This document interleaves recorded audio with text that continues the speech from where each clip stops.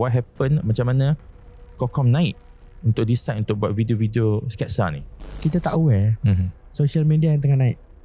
Dan kita rasa selesa dengan apa yang kita rasa macam apa kita ada itulah. Zaman COVID tu banyak content creator yang muncul waktu COVID.